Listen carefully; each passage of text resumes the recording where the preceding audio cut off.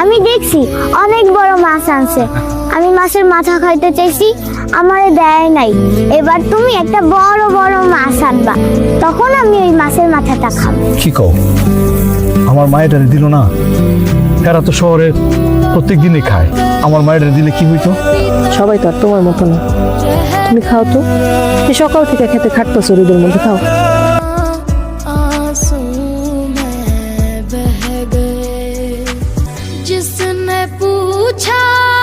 করিম ভাই, গরুর দাম কত? কুরবানি লেগে কিনছো নাকি? তুমি দাম জিগায় কি করবা? তুমি কি কিনতে পারবা? আরে ভাই, কুরবানির গরুর দাম জিজ্ঞেস করা সবের কাজ। কত হইছে? 1,80,000। 1,80,000? সস্তাই তো হইছে মনে হয়। আরে তুমি সস্তার কি বুঝবা? যা যা যা যা যা তো। হ্যাঁ যা বাবা যা।